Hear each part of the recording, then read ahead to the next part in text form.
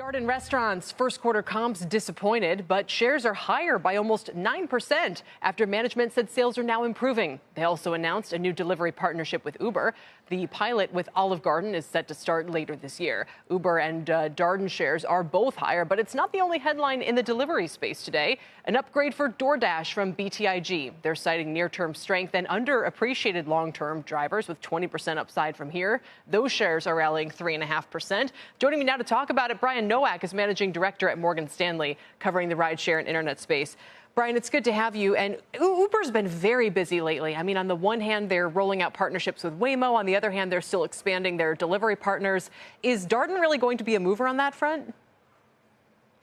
Thanks for having me. Good afternoon. I think, look, just the addition of never-ending breadsticks is not a big deal in isolation, but it's just a further extension of how Uber is expanding the restaurant availability, the supply, and the options for people who want to get their food delivered through the platform. It's also another way, the more volume they can get going through the platform, that is driving more utilization of their leading fleet of couriers. So it's important for Uber to drive more volume across its platform. It's a way to drive more utilization of its courier fleet.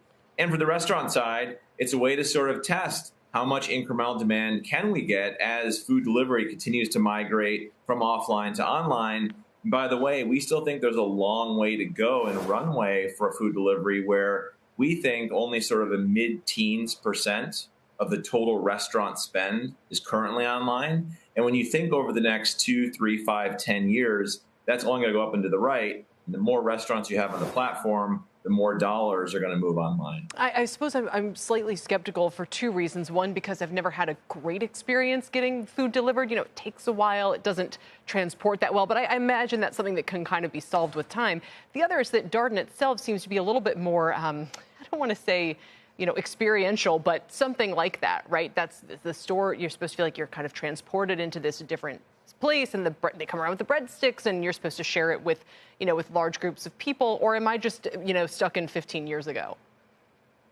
Well, don't give up trying. No, it's a great experience in a lot of cases. But you're right that some of the keys to driving initial adoption and repeat behavior are factors that you mentioned, ensuring that the delivery times are as quoted, ensuring that the food comes warm, the fries aren't soggy, the Frosty isn't melted, et cetera. That's part of some of the complexities of this industry.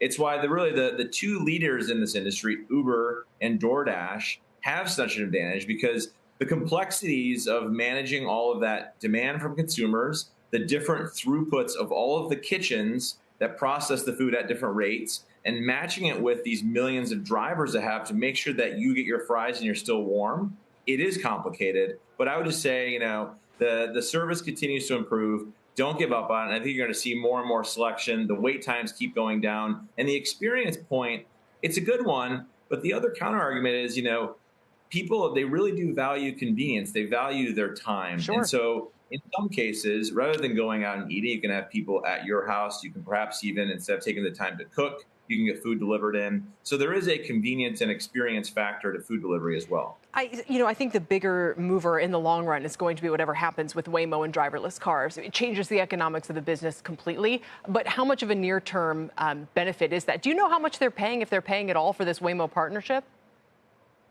Yeah, it's still very early. We don't know the exact specifics around the unit economics, but in the near term, it's not going to really move the needle as much. And in the long term, though, we do think that autonomous driving on the rideshare side, as well as the food delivery, it is going to be an incremental driver to the overall rideshare business. Right now, Waymo has partnered with Uber in a handful of cities, some exclusive, some non-exclusive. And then Waymo on its own has also continued to build out its autonomous offering for the rideshare industry. So pretty small in the near term, growing very quickly, but it is a real, we think, long-term unlock for rideshare and eventually food delivery. All right, Uber quickly becoming kind of I don't want to say a consensus favorite stock, but it's shed some of the problems that it certainly had a couple of years ago as it continues to win over more investors. Brian, we'll leave it there for now. Thanks for your time.